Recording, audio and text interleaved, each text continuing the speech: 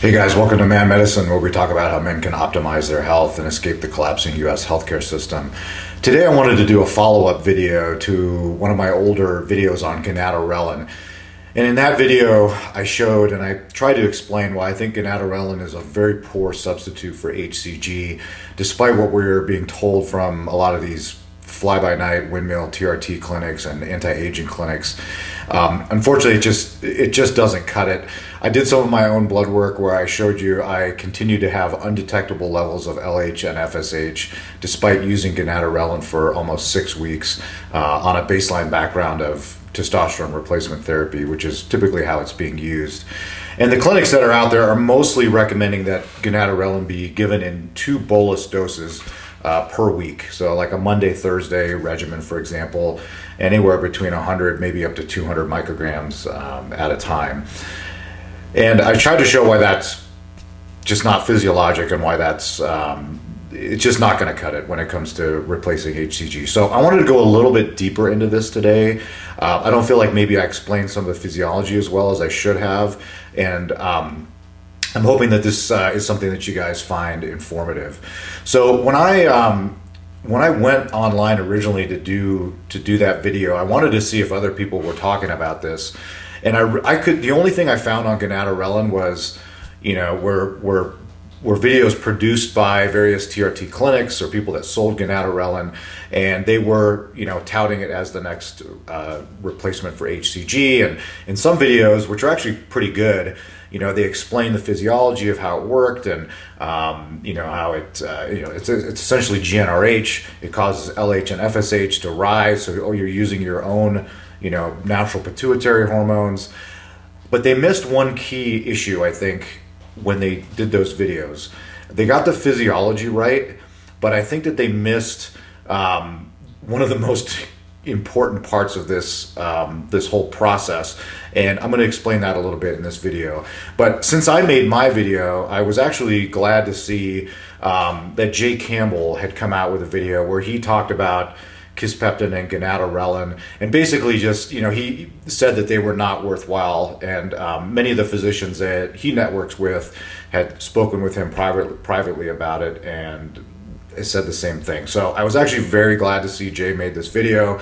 You can go check it out if you want. Now Jay is he's not a physician, but he's been in this TRT space for a very long time. He's interviewed a lot of knowledgeable people, and he knows a lot about testosterone replacement therapy, but he didn't explain in detail why Gonadorelin doesn't work as a replacement for HCG in terms of the nitty-gritty physiology. I'm a little bit of a geek in that area, so I wanted to show you guys some of the data that I came across. And I did a very deep dive on this stuff. I really tried, guys. I searched and I searched and I searched, and I could not find a single study that supported twice a week dosing, bolus dosing of Gonadorelin as anything that's for any sort of worthwhile purpose that you might use as a healthy man. So, spoiler alert on that one.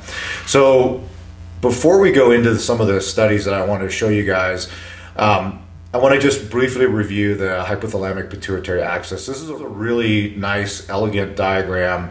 It's from this journal published in May 2020, Nature Reviews in Endocrinology, Metabolic Regulation of Kisspeptin, the link between energy balance and reproduction.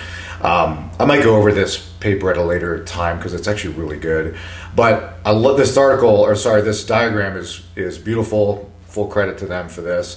So up here we have this Kisspeptin neuron, which is part of this, it's called a KNDY network.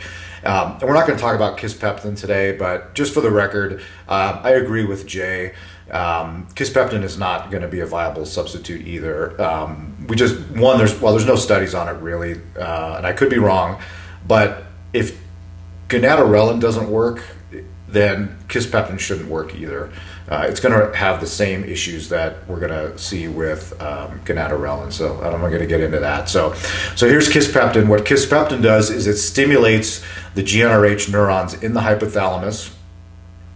Those secrete GnRH, which then comes down into the pituitary gland and results in the release of LH and FSH. Okay, so The really a key part of this is that GnRH is released in a pulsatile fashion, and I mentioned that in my last video. And the little pulses of GnRH that you get every few hours, like every 1 to 4 hours, depending on the time of day, also result in little pulses of LH and also FSH to a certain degree. And that's what your body is used to seeing. That's what's natural, and that's what, you know, downstream results in testosterone production, and also what results in, you know, adequate spermatogenesis for fertility, etc. So the twice a week Gonadorelin doses that these clinics are recommending, it's not physiologic at all. Your body is used to seeing, you know, a dozen or more GnRH pulses throughout the day, not these big slugs of Gonadorelin like on a Monday and a Thursday, for example. So I don't know where that came from. The only thing I can think of is that they basically just thought, well, it's the same as HCG, so we'll dose it the same as HCG, which a lot of clinics dose HCG twice a week, which, by the way, I don't think is wrong. There's other ways to do it, but I personally have used HCG for fertility twice a week and had really good results with it. But that doesn't mean it translates into Gonadorelin. These are two different substances, and I think somewhere along the line, these clinics, like, they didn't get the memo on that. These are not the same drugs. They have totally different physiologic properties. So anyway, this is the axis. This is how it's all supposed to work. Okay, this is a cool little slide here, and so this demonstrates the pulsatile nature of GnRH. So at the top, we have these little GnRH. You know, they measure GnRH pulses throughout the day in a single male patient, and this is what you see. You see these little, like, random pulses throughout the day, and what those little pulses result in is a bunch of random little pulses in LH. So in the absence of TRT, if you've got a healthy functioning axis, this is what should be happening. And there are a number of different things, you know, medically that can happen to disrupt this, but this is how it's supposed to work.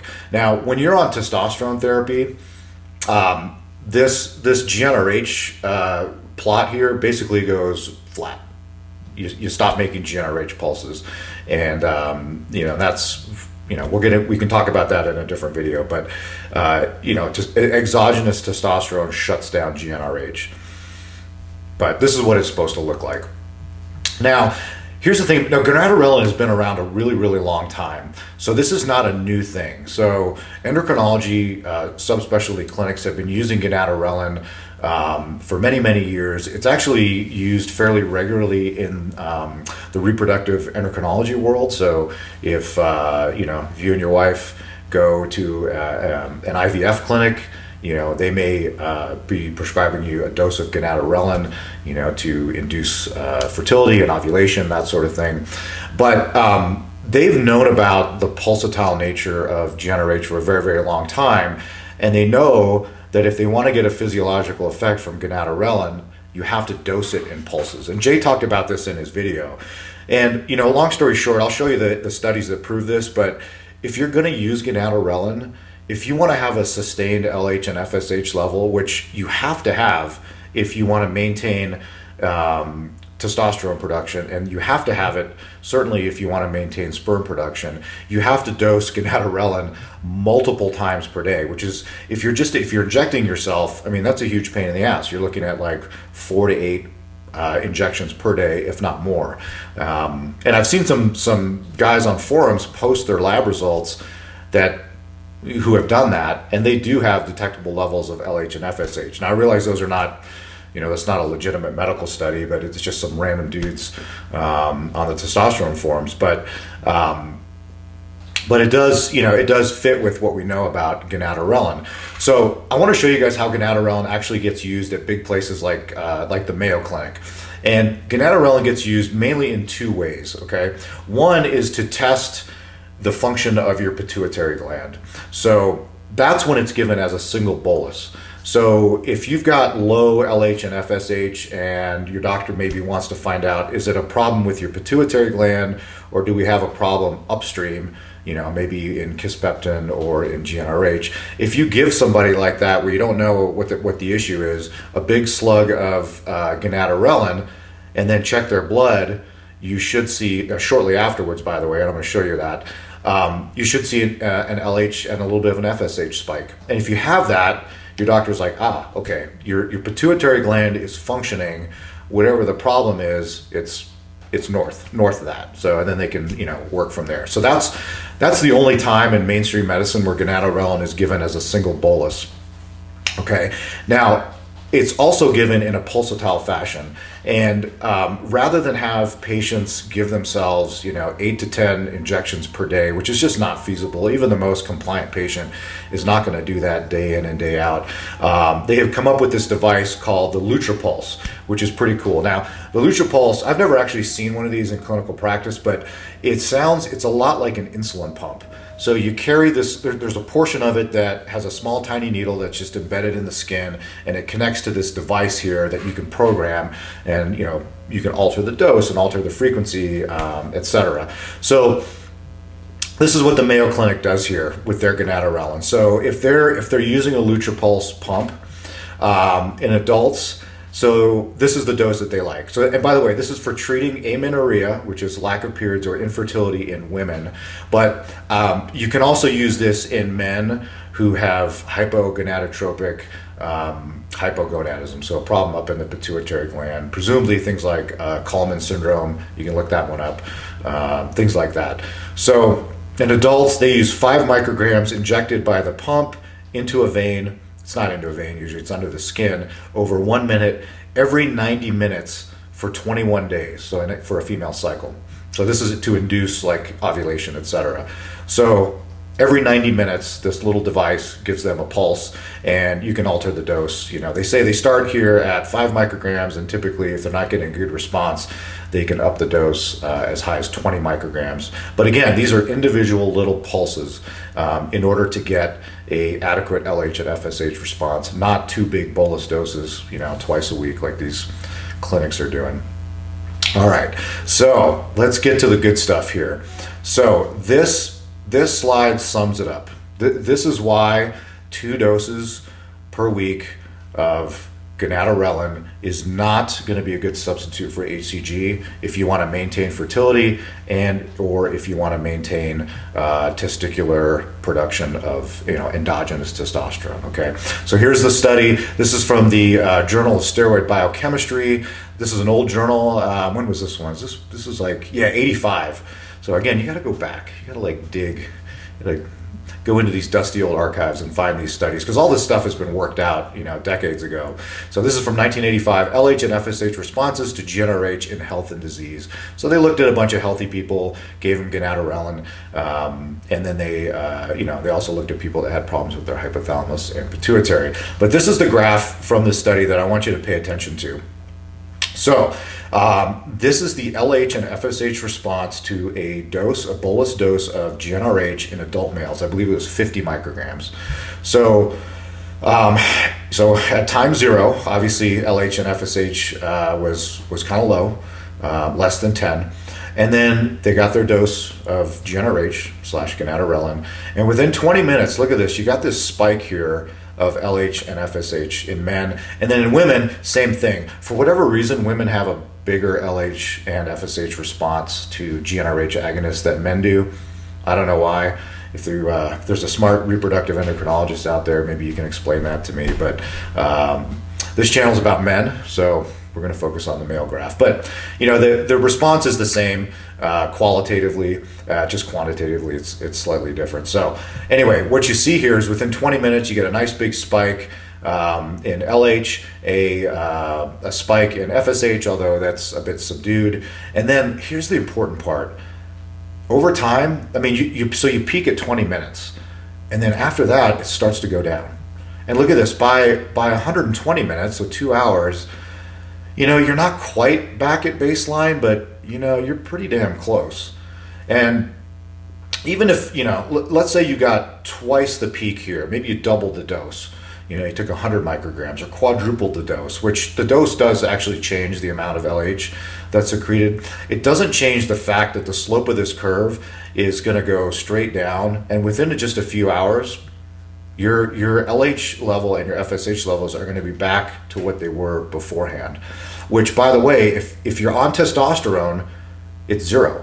It's undetectable. So you're going to go from 0 you'll get a little bump, and within approximately 2 hours, your LH and FSH will be right back down to zero.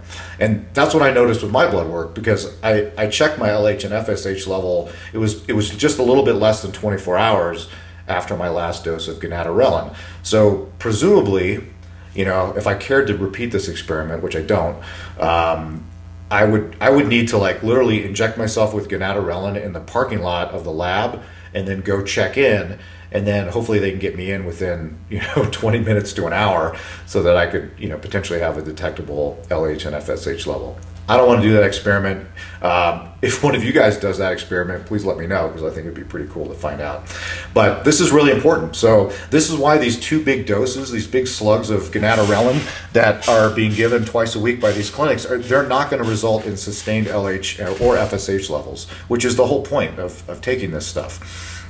Okay, now here's another study sort of demonstrating the same thing, where they followed it out a little further past 2 hours, just to make sure there wasn't like a subsequent peak or something else that happened down the road.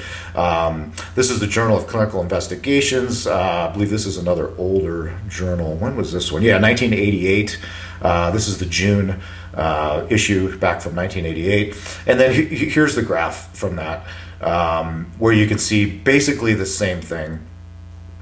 This is just in men in this case.